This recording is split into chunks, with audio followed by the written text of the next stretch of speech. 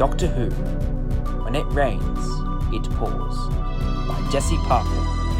Read by Isaac Travis. The man takes another puff of his cigar. The cloud fills the air between him and the Doctor. Did the message make it? I mean, did it at least make it to you clearly? The man says. Not that clearly, actually. She couldn't even unscramble it, the Doctor replies. That's unfortunate, the man says back as he unfolds his umbrella and signals to the Doctor to follow him. They walk down a small pub with nobody in it except for a man behind the counter. The man sits there, cleaning the beer mug with a cloth. Welcome back, Detective Williams. And friends? The man behind him at the counter says. Mr. Oliver, this is the Doctor and his companions, Williams says to him. Felix and Lyra wave at the man. William sits down at the booth and the Doctor follows. He sits down and they begin to talk. Jack the Ripper is his name. Here's everything that you need to know, William says as he drops a folder in front of the Doctor. The Doctor flips through the pictures and documents in confusion. This is terrible. Is he killing these people brutally? The Doctor says.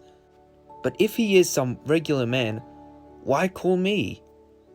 Well, Doctor, I've called you up to figure it out. I'm only a detective. I went through training hours upon hours of studying. I never figured this out. You're the smartest man I know. Hell, he could have been a Cyberman, William says with a laugh. Mr. Oliver pours orange juice into 2 glasses and serves Felix and Lyra. He then shuffles over to the booth and sits down. So you're a time traveller, Mr. Oliver says to the Doctor. Yes, I am, the Doctor says as he goes to grab his Sonic. However, it is not in his pocket. Of course, the Hatter took it from him when he died. He then starts to think to himself. The old crew comes here every Sunday night and talks about this Jack guy, Mr. Oliver begins to say as he sips bourbon out of a glass.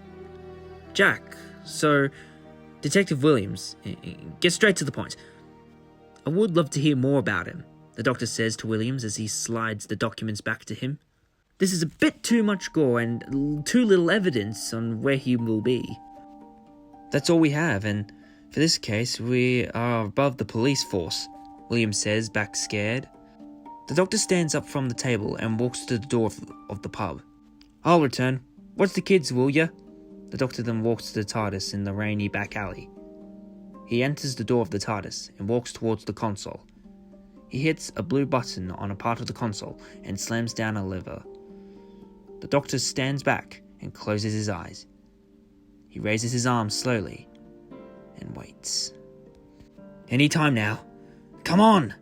The Doctor says to the TARDIS. Sparks shoot from the console, along with loud noises of the TARDIS struggling. And then it stopped. A pocket in the console comes out of it, and it holds a capsule. The capsule then shoots up, and something flies out towards the Doctor. The Doctor catches it. Perfect! The Doctor shouts as he looks at the new sonic screwdriver in his hand. The Doctor walks back outside the TARDIS and walks back towards the pub. Help! A voice of a woman screams from a couple blocks down. The Doctor rushes towards the voice as fast as he can. Splashing through the puddle in the road, the Doctor slowly gets closer to where the scream was from. A dark figure rushing out of a building and bolts into another back alley. The Doctor chases after the man. Hey, stop! The Doctor shouts at the man. The man slowly turns around to reveal himself. He raises his hands to his mouth and puts a finger over his lips. In his hands is a bloody knife. The Doctor takes a second to determine what is going on. The man starts sprinting towards the dead end and climbs up a wooden ladder. The Doctor jumps towards the ladder, but the man kicks him down and the ladder falls onto the Doctor. Ah, jeez, that hurt, the Doctor says in pain on the ground. Doctor, are you all right? William says as he sprints to the Doctor's aid. What happened? I'm all right, but I can tell you one thing that I found. The Ripper guy, the Doctor replies. You found him? William says, very confused. A woman screamed from the 4th floor of the motel in room 23B. You need to go, now! The doctor then uses a ladder to get back on the roof. He starts to climb. Williams, go, now! Detective Williams sprints into the motel and rushes to the 4th floor. He arrives at 23B and thinks to himself, how did he know what room it was? Williams enters to see a woman on the ground. She had been stabbed to death with a knife. Help me, she says in distress. Don't worry, Mom. Lean up against the bed and apply pressure on the wound. From the looks of it, it won't kill you. Williams helps her and applies aid on her wound with a cloth. The woman then takes the cloth and uses it for herself. Williams stands up and looks out the window. The doctor is on the roof, staring down Jack the Ripper, but it's so dark he can't see his face. Jack throws his blade at the doctor, but he dodges it. Jack starts to get closer towards the doctor to finish him off, but Williams does not let that happen. He dives through the window and lands on another roof and pulls out the revolver. Stand back, Williams says as his finger grabs the trigger. Where did you get that from, Williams? The doctor says to Williams. Jack starts charging at them with his knife up. Williams shoots Jack twice, once on the chest and one in his upper leg, which makes him trip down and then fall off the building. They both rush to see where he landed, but there was nobody in sight. Just an empty street. Damn it! Where'd he go? William says in anger. He holsters his revolver and kneels in defeat. I thought I killed him, but I wish I killed him. He's now out there, and for all I know, he'll kill even more people. I just want to know how you got a gun, the doctor says, confused. Long story, but let's just say I haven't only lived in London. I've been around for a solid 43 years, Doctor, William says as he gets a cigarette from his pocket and lights it up with a match. The doctor kneels beside Williams and puts his hand on his shoulder. I've got no more time, Williams. I'm on my last life. I'm scared. Scared to leave the world behind. Scared to leave the universe behind. I almost said it to myself. Why don't I go and live the rest of my life happily? Go to a nice world where I can lay down on the beach and remember about everything. And live a nice home in a quiet forest. I almost gave up, the doctor says in a sad manner.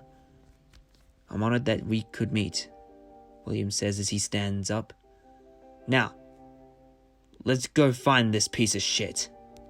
Williams limps over the stairwell at the side of the building, covered in bleeding cuts and pieces of glasses in his arm.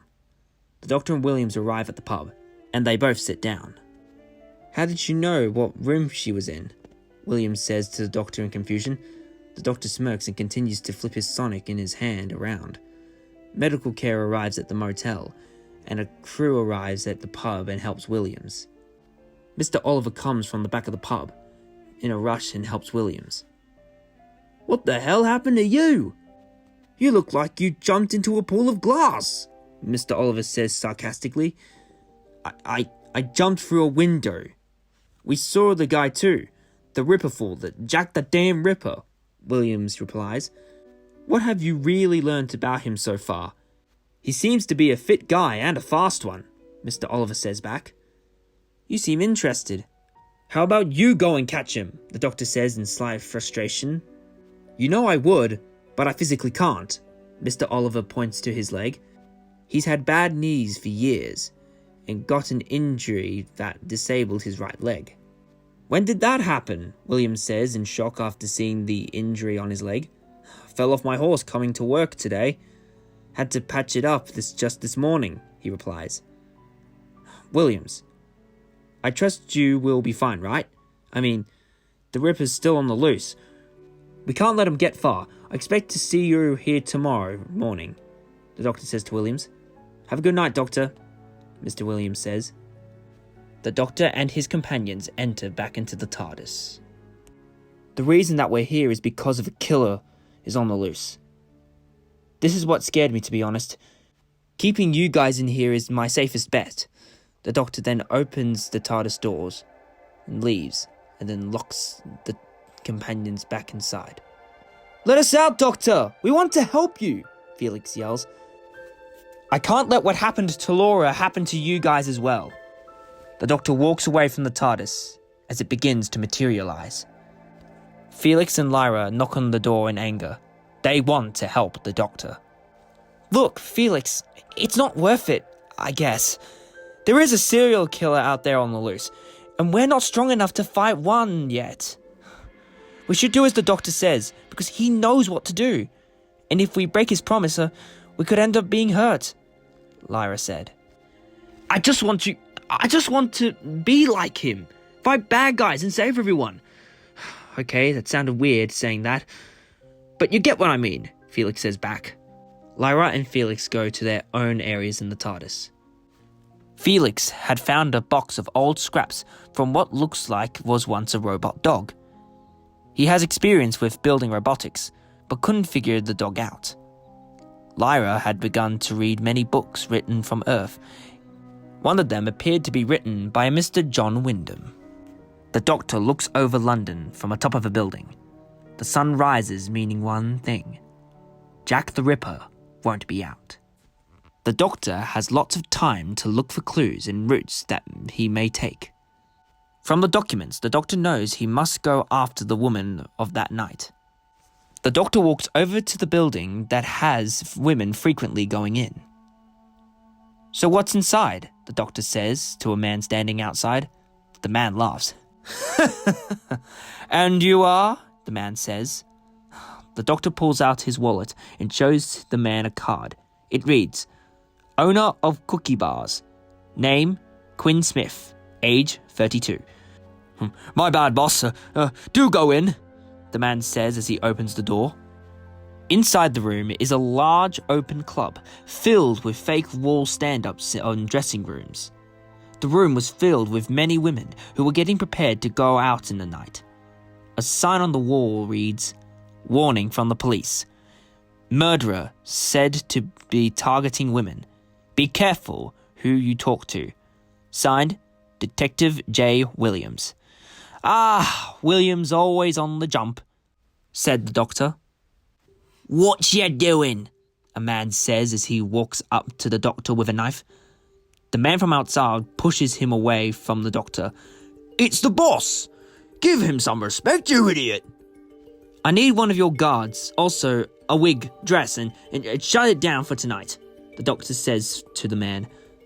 The Doctor rips the sign from the wall and shows it to the man.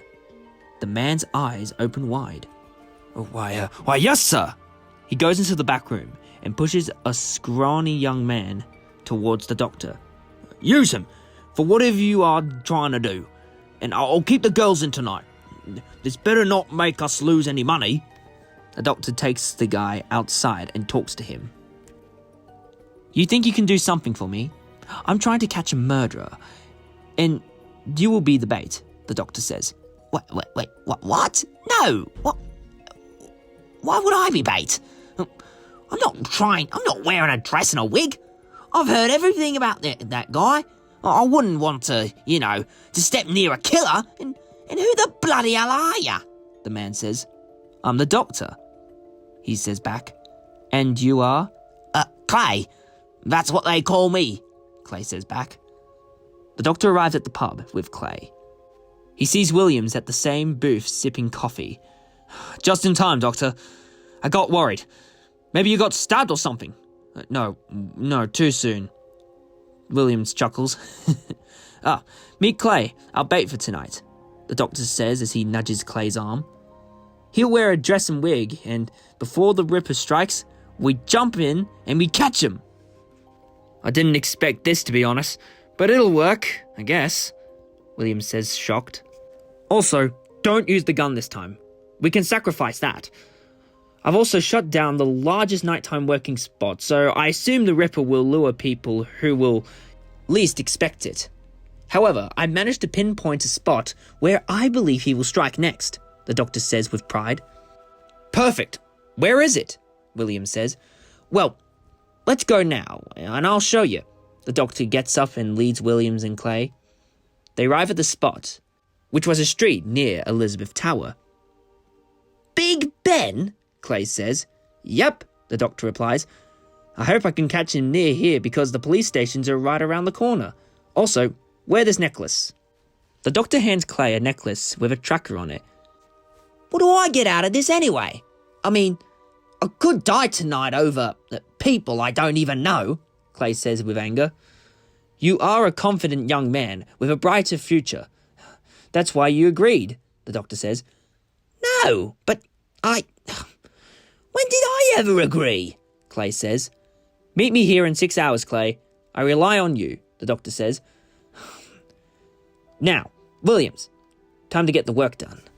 They walk away from the spot towards another building, an old barber shop. They enter through the glass door that's accompanied by a blue, red, and white spinning decor. A barber comes out of the back room and he puts on his apron. Who's that? The barber readjusts his Coke bottle glass to see the doctor and Williams. Oh, detective. I hope you aren't here for me. We're here to talk to you about something. With you witnessing of the young lady a while back. Or rather, where she went, Williams says. Right. Oh, poor girl. Well, I think the most I could say is the area they went, where the body would have been found. He points to a back alley not far from the barber. Thanks. That's all we needed, the doctor says as he leaves the shop and goes towards it. The doctor arrives at the alley to see where the scene was. A crashed, open garbage can, a cracked brick wall, and broken glass that was once filled with alcohol. Blood still stained on the walls in the street. The doctor scans the area using his sonic screwdriver. The doctor approaches the broken glass and picks it up. He puts it down and looks at the trash can. It was a fast killing. That's one thing for sure. William then arrives at the scene and approaches the doctor. Anything? He says out of breath. Well, I found where we would have come from, or where he ran off to. He points to a nearby rooftop. Would have jumped this gate, and then climbed that wall. The airdrops have pressed inward, and the only way that would have happened is if someone climbed with much aggression. I just don't know how a human could have even do that. Without any modern technology is particularly impossible, the doctor says as he scratches his head. I believe I figured it out, Williams. All right, let me know what you figured out, because from all my years of this job, I still don't pick up on what you do, Williams says. Then hire new detectives then. The doctor gets up and walks back to the pub. Williams follows. Welcome back, boys. Coffee, tea, bourbon, water? The bartender asks. Nope, we're all good, the doctor says. I mean, I could have had coffee, and not gonna lie there, Williams says under his breath. We have an hour to set up, and then night falls. We meet Clay in place. We capture the Ripper, and then we lock him up, the doctor says as he begins to get anxious. Sounds like a proper plan, but what if Clay isn't there? Or we don't make it there in time to save him? William says back.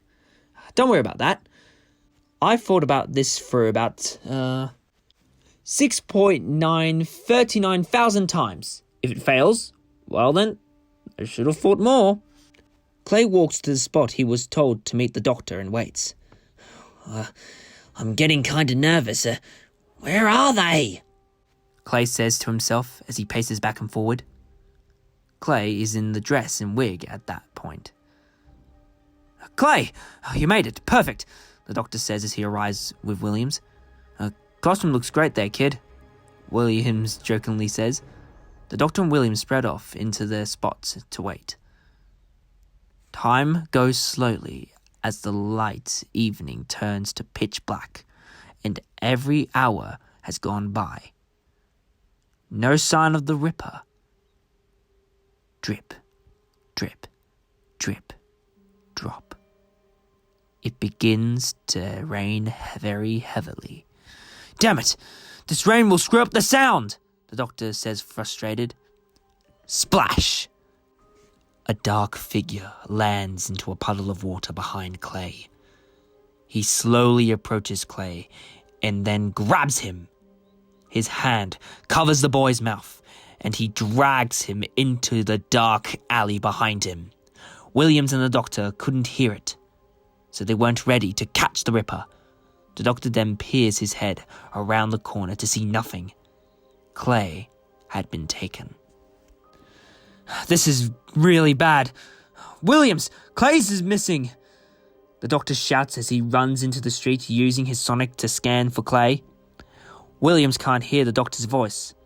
The rain dampened the sound. Williams? Hello? We need to find the boy! He yells again. Williams runs towards the doctor to find out what he is saying. What the hell are you talking about? The rain's too loud! Williams says as he uses his hand to cover the rain from his face. The boy's gone. We missed it. I just don't know where he went, he says back in shock. Shit. We'll track him down using your, screwdriver? Williams replies. It did, but it takes me to where he was. The necklace was ripped right off him, the doctor says. He puts his hand to his head and starts looking around with tons of fear. He peers towards the Big Ben. Lightning strikes, revealing Jack the Ripper on the rooftop. He holds Clay over his shoulder. Before the doctor could completely analyze it, he was gone. Elizabeth Tower! We have to go now! They rush to the entrance of the clock tower and barge into the doors. Williams rushes to the stairwell, but before he could reach the box files down, he crashed into him. The box was filled with heavy metals and mischievous rubble. It knocked him down into the ground. The man himself, Jack the Ripper, walks down the stairwell with a lit lantern in his hand. He looks up at the doctor and tips his top hat and throws it to the side. You really thought a foolish boy would be good bait? What a disgrace. If you show me more disrespect, I will kill those 2 children of yours, Jack the Ripper says in a menacing voice. He brings the light closer to the doctor's face to reveal his identity. It can't be, the doctor says in shock. The man reveals himself. The bartender from the pub, Mr. Oliver. Williams tries to get up, but is kicked back down. All this time, all these talks we had, it was you all along, Mr. Oliver. But why? Williams says with laboured breathing. He coughs up blood. I don't want to kill you, Williams. I liked you. But now you leave me with the choice to eliminate you two. Not killing would be a burden. The doctor grabs his sonic and shoots a loud blast of sound that makes Jack cover his ears. In doing so, he drops the lantern and it starts a fire on the ground. Jack manages to escape, using the smoke from the fire to the stairs. The doctor runs to Williams' aid. Are you okay? The doctor says. I think I'll be fine, Williams says as he closes his eyes. Not today. I won't die today. Don't worry about me, doctor. The doctor helps him out of the rubble from the box and leans him on a nearby chair. Get this fire out somehow! We need to catch that guy. The doctor rushes up the stairs. The stairs lead to a ladder, which also leads to a room underneath the bell. He goes up the ladder and sees Jack on his way up to the bell. That must be where Clay is being held. The doctor followed behind and goes up the ladder fast. He opens a trapdoor above him and enters the clock room. Don't make me kill you too! Jack screams. The doctor stands still, looking around the room. It's time for you to stop right here, the doctor says as he grabs his sonic again. Jack grabs a large knife from his coat pocket and waves it around. He fears the next move from the doctor. "Fine. I guess you have no choice," Jack says as his face begins to morph into a scary long face. His mouth opens wide to reveal large teeth, sharp as knives. He smiles at the doctor. "So, you aren't human after all. That explains a lot," the doctor says. "I take many forms. Why else wouldn't the police have to find me? I kill using many different faces," Jack says with an evil smile. Lightning strikes again, shaking the clock tower. The doctor loses his balance, which opens him up for an attack. Jack rushes him with his sharp teeth. He goes to bite the doctor, but he uses his sonic to make the bell ring. The noise sends Jack into pain, and he is knocked into a wall. "I will do it again," the doctor screams while using a hand to cover an ear. Jack screams in pain towards the doctor. The doctor thinks to himself, he has sensitive hearing. He can hear many things, but when it's too loud, it will hurt him. "Doctor, help me!" Clay screams from atop of the bell. "I'll be right there, Clay. Hold on," the doctor says. I'm going to kill you," Jack says as he lunges at the doctor and gets on top of him. Jack's sharp teeth gets closer to the face of the doctor. The doctor struggles to get a hold of his sonic. He uses it one last time to ring the bell.